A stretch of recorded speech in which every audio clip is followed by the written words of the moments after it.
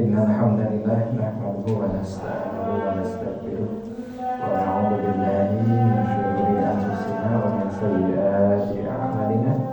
May yahdihillahu fala mudilla lahu wa may yudlil fala hadiya lahu. Asyhadu an la ilaha illallah wahdahu la syarika lahu wa asyhadu anna Muhammadan abduhu wa rasuluhu wa sallallahu alaihi wasallam. Amma ba'du. Hadirin khotiman tamu undangan Allah yang berbahagia, alhamdulillah atas puja-puji serta syukur kehadiran Allah Subhanahu wa taala bahwa kiranya Pak pada kesempatan siang kali ini kita kembali dipercaya oleh Allah Subhanahu wa taala untuk kembali menghirup udara bebas, ya, bisa melaksanakan aktivitas, bisa mengejar cita-cita, bisa memenuhi kebutuhan dan sebagainya sehingga hidup kita bisa berlanjut dan berkesinambungan lebih baik lagi. Oleh karena itu, hadirnya kita pada kesempatan siang kali ini tentu saja untuk berterima kasih Pak. Itu yang pertama atas hadirat Allah Subhanahu wa taala kepada kita, dan juga untuk memohon ampun bila banyak sekali dari berbagai macam langkah-langkah hidup kita yang sebetulnya tidak membuat Allah puas. Oleh karena ini, di kesempatan siang hari ini kita coba evaluasi kembali langkah-langkah hidup kita. Barangkali ada hal-hal yang betul-betul memang tidak begitu berkenan, ya, dalam pandangan Allah Subhanahu wa taala, dan kita coba perbaiki ke depannya agar bisa lebih baik lagi. Hadirin khotiman yang dimuliakan Allah Subhanahu wa taala, saat ini kita menginjak bulan Rabiul Awal, ya, bulan yang identik dengan kelahiran Nabi Muhammad SAW. Padahal sebetulnya ini masih diperselisihkan oleh banyak ulama. Justru yang lebih jelas, yang lebih tepat adalah bahwa bulan Rabiul Awal adalah bulan wafatnya Rasulullah SAW.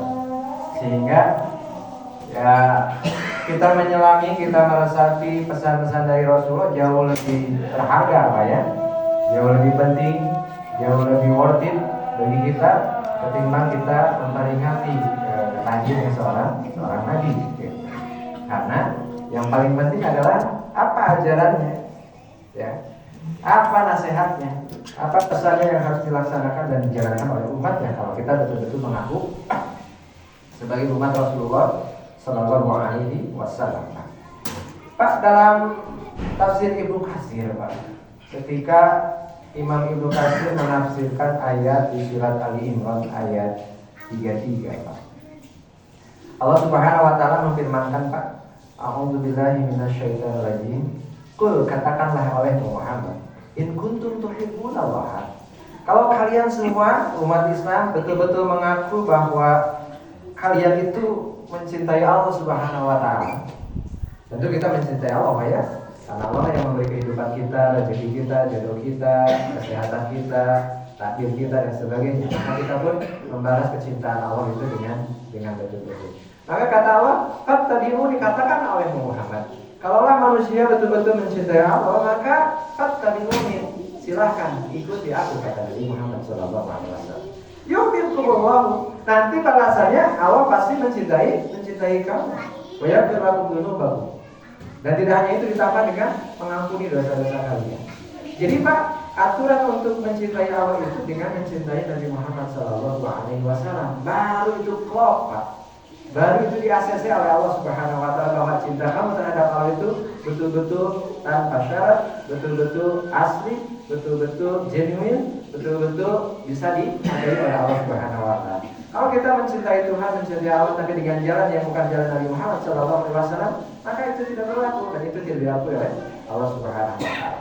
Maka Pak, tugas kita adalah fattabi'uni, mengikuti Rasulullah SAW untuk panggilkan kasih sayang dari Allah Subhanahu wa taala. Nah, Imam Ibnu Katsir ketika menafsirkan ayat tersebut, beliau mengutip perkataan dari ulama-ulama salaf, Pak. Ulama salaf itu ulama-ulama yang dulu dekat dengan Nabi, seperti sahabat, tabi'in, tabi'ut tabi'in. Nah, tiga generasi inilah yang paling dekat dengan Rasulullah SAW, sehingga mereka lebih memahami dengan apa yang dimaksud dengan ayat-ayat tersebut karena diajari oleh guru-guru mereka. Nah, perkataan ulama salaf itu berkenaan dengan ayat ini, kata Imam Ibnu Katsir, laisa sya'nu an tuhibba. Kalau mau dikerucutkan, kalau mau disimpulkan, kalau mau disederhanakan berkaitan dengan cinta kepada Nabi, Pak, gitu. Kata para ulama salaf, yang jadi urusan, yang jadi masalah, laisa sya'nu an tuhibba. Yang jadi masalah bukan kamu mengaku bahwa diri kamu mencintai Nabi, bukan. Yang jadi masalah apa itu, maka it's not a big deal, bukan hal yang sangat besar. Jadi Bapak gak akan ditanya, kamu selama hidup kamu cinta Nabi tidak? Tapi yang jadi masalah, kata para ulama, walakin nasya'na antuhabba. Tetapi yang jadi masalah adalah hari kamu dicintai balik tidak oleh Nabi. Artinya Pak, pandangannya lebih kepada diri kita sendiri. Apakah kita betul-betul mengikuti Rasulullah SAW atau tidak? Karena nanti ukurannya Pak, kalau kita tidak mengikuti Rasulullah SAW, ya disebut Pak, kamu tidak disebut sebagai orang yang mencintai Nabi. Ya, tidak disebut. Karena jadi persoalan kan, kamu dicintai Nabi atau enggak? Jangan-jangan kata orang Sunda apa? Amal sorangan pengakuan kita, saya mencintai Nabi, saya mencintai Nabi, saya mencintai Nabi. Tapi caranya, tapi perilakunya, tapi tata cara ibadahnya itu tidak pernah ikut-ikut Nabi. Tidak pernah sesuai dengan Rasulullah SAW. Rasulullah begini takbirnya, kamu begitu takbirnya. Ya. Rasulullah ibadahnya seperti A, kamu istri ibadahnya cari-cari sendiri caranya dengan cara B, sesuai dengan keinginan dia, sesuai dengan perasaannya dia, gitu ya. Tidak betul-betul mengikuti apa yang dicontohkan oleh Rasulullah SAW. Perilaku kamu tidak seperti perilaku Nabi, Pak. Maka itu namanya omong kosong, Pak. Maka Pak, yang paling terpenting renungan kita di bulan Rabiul Awal ini adalah sudah sejauh mana perilaku kita betul-betul dipandang sesuai dengan Rasulullah SAW. Nah Pak, kabar baiknya ini masih masuk semuanya, gitu. Ada sebuah hadis Rasulullah SAW. Pesan, tadi kan saya sudah bilang Pak bahwa ya merenungi nasihat-nasihat Nabi itu jauh lebih penting ketimbang kita memperingati lahirnya Nabi atau bahkan merayakan lahirnya Nabi. Kalau hanya sekedar perayaan, hanya sekedar peringatan, itu tidak betul-betul manfaat ketika kita bandingkan dengan kita menelusuri, kita memahami, kita meresapi, dan kita mengejawantahkan. Upaya mengejawantahkan itu mengaktualisasikan nasihat-nasihat Nabi. Pak, ada sebuah peristiwa ketika Nabi betul-betul mencurahkan perhatian dan pikirannya untuk menasihati umatnya, yaitu peristiwa Haji Wada. Haji Wada adalah haji perpisahan, haji terakhir yang dijalankan oleh Rasulullah SAW. Beliau menasihati umatnya, bahkan beliau mengatakan liuballighi syahidul ghaibah. Nanti orang yang hadir di tempat ini nanti kasih tahu orang-orang yang lain, bahkan generasi-generasi yang lain, kata Rasul. Harus tahu, harus paham. Pak, ada 3 pesan. Salah satu di antara sekian banyak pesan, ada 3 pesan yang paling apik, yang paling harus kita perhatikan. Pak, ini hadis bersumber dari sahabat Abu Bakar, Pak. Ya, di Musnad Ahmad, Pak, di juz 41 di halaman 382 di nomor hadis 19.523. Ini jadi Imam Ahmad ini kolektor hadis paling besar, Pak, ya, Musnad Ahmad. Nah, di hadis nomor 19.523 ada sebuah hadis yang diriwayatkan oleh sahabat Abu Bakar. Kata Abu Bakar, khataba Rasulullah sallallahu alaihi wasallam yauman nahri ala naqatin lahu. Rasulullah sallallahu alaihi wasallam pernah berkhutbah kepada kami di hari nahar. Hari nahar itu hari ke-10 dari bulan Zulhijjah. Waktu itu Rasulullah sedang ada di Mina, Pak. Ya, kata Abu Bakar. Ala naqatin lahu, di atas untanya yang kita kenal dengan nama Al-Qaswah, Pak. Nah, apa pesan Rasulullah, Pak? Kata Rasulullah sallallahu alaihi wasallam, Pak, fa inna dima'akum. Maka kata regepkeun mencegah bahasa apa? Perhatikan darah sapi. fa inna dima'akum, maka sesungguhnya darah-darah kalian, ya, wa amwalakum, dan harta-harta kalian, wa aradakum, dan kehormatan-kehormatan kalian, haramun bainakum ila antal rabbakum yaumil qiyamah. Itu haram atas kalian sampai nanti kalian bertemu dengan Tuhan kalian di hari kiamat. Ya. Kahurmati yaumikum hada, seperti haramnya hari ini, hari ke-10. Ya, di baladikum hada, di negeri ini, di negeri tanah merah, tanah haram buat iman. Fi syahrikum hada, di bulan ini, bulan Zulhijjah. Tiga-tiganya haram, Pak. Bulannya bulan Zulhijjah, bulan haram. Tanahnya tanah haram. Ya, Makkah, Madinah, Arafah, Mina, Muzdalifah itu tanah haram semuanya. Disebut tanah haram berarti Bapak tidak boleh macam-macam di situ. Dosanya berlipat-lipat. Bohong medidinya enggak cilaka. Maling medidinya enggak cilaka. Ya. Makanya ketika berhaji dan tanggalnya pun tanggal haram. Yaitu tanggal-tanggal orang-orang berhaji, Pak. Maka Rasulullah berpesan, ini udah 3 loh haramnya, 3 kuadrat nih haramnya, Pak, ya. Maka yang 3 ini pun sama lebay, Pak, sama haramnya, Pak. Apa?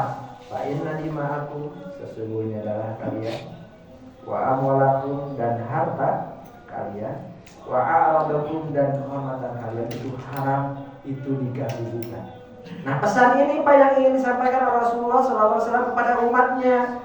Kalau mereka mau selamat nanti dunia dan akhirat, pertama dima'akum, Pak, darah kalian. Maksudnya apa?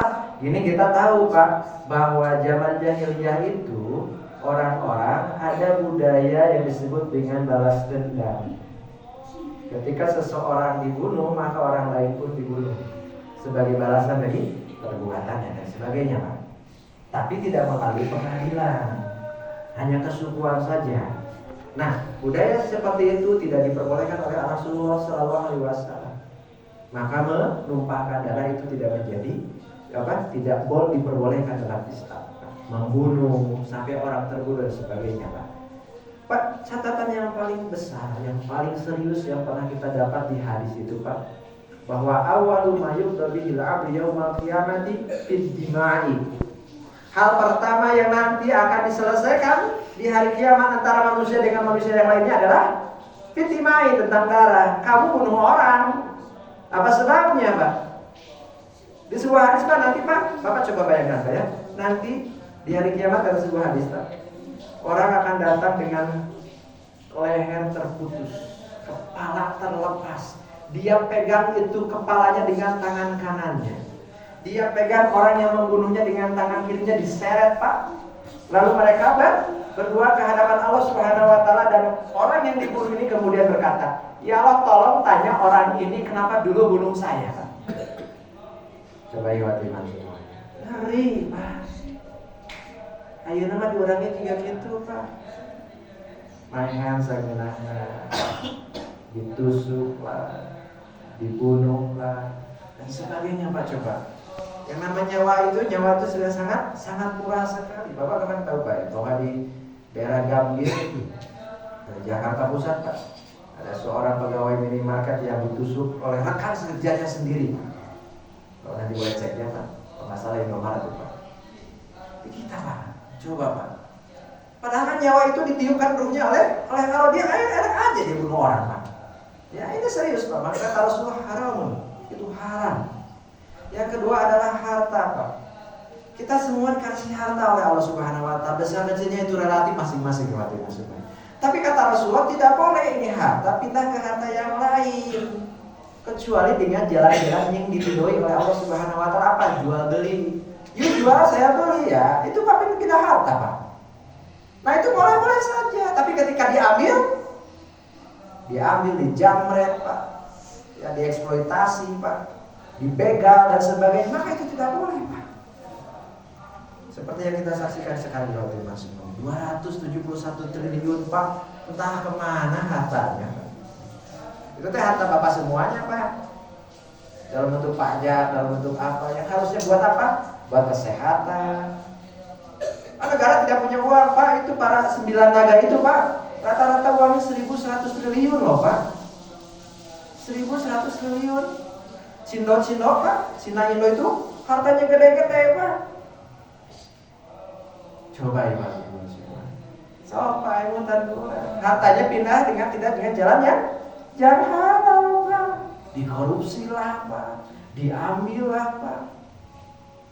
Ngerilah di kita, Bapak. Ada orang di Jawa Timur pelihara landak-landak di penjara. Ini orang korupsi cuma didenda 5.000 rupiah ya, masih. Ngeri Pak di kita, Pak.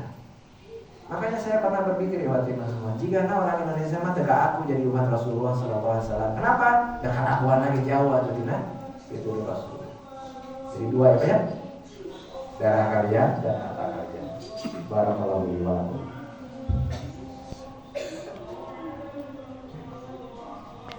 Nahmadullahi wa hamdihi wa nashkuruhu wa syukrihi wa la na'budu illa iyyahu asyhadu an la ilaha illallah wahdahu la syarika lahu wa asyhadu anna Muhammadan abduhu wa rasuluh. Sip Pak, semangat ya Pak ya. Kita sedikit lagi Pak. Jadi Pak, kata Rasulullah ada 3 komponen dalam diri manusia yang tidak boleh diganggu-gugat selama dia seorang muslim. Yang pertama, darahnya tidak boleh dialirkan. Artinya Pak, memukul, mencubit, ya, menebas dan sebagainya, membunuh itu diharamkan oleh Allah Subhanahu wa taala. Ketahuan saja Bapak bunuh orang, maka kata Allah dalam Al-Qur'an, "Fajazauhu jahannam khalidan fiha." Dia akan dimasukkan ke dalam api neraka jahanam dengan kekal di sana, hajat-hajat, keluar-keluar. Nah, bunuh orang itu akibatnya. Kecuali kalau tidak sengaja. Tidak sengaja pun ada aturannya ya waktu iman semua. Ya, gitu. Yang kedua Pak, harta. Itu nggak boleh selama dia muslim, hartanya kita ambil nggak boleh. Pak, Bapak ketemu di jalan ada pohon mangga keluar Pak, buahnya ranum, Bapak ambil nggak boleh, Pak, itu haram Pak.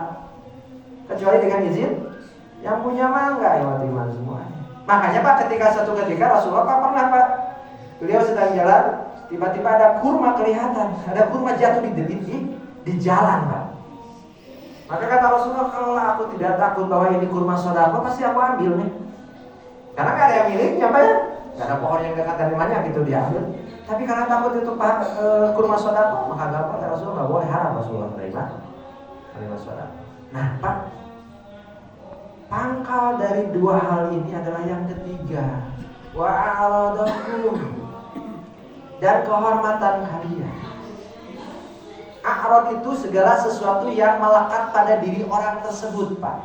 Nama, ya, keturunan, ya Pak, apalagi bentuk fisik, apalagi keadaan mental, psikis, itu a'rad Pak. Termasuk pakaian dan sebagainya, itu a'rad. Artinya segala sesuatu yang melekat. Kata Rasulullah, apapun yang melekat pada diri seorang muslim itu haram kamu ganggu, haram kamu lecehkan, haram kamu terlantarkan dan sebagainya Pak. Makanya tidak boleh kita memanggil orang dengan panggilan yang jelek. Tidak boleh kita menghina orang. Tidak boleh kita membuli orang. Ya Pak, tidak boleh Pak. Kenapa? Karena itu mengganggu kehormatan dia. Ghibah pun diharamkan. Kenapa? Karena mengganggu kehormatan orang lain. Nama orang lain itu sudah baik, kita kacaukan dengan ghibah bahwa dia orang ini, orang begini, orang ini. Walaupun memang aslinya seperti itu Pak. Misalkan Pak, kita ada dengar ada orang yang pendek, kita katakan pendek, betul, tapi itu menggibah. Dan itu tidak boleh Pak.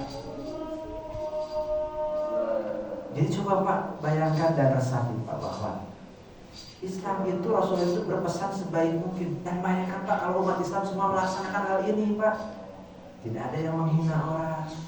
Jangankan itu bunuh orang, jangankan untuk ambil harta orang, menghina pun dia jaga betul nama orang itu Pak.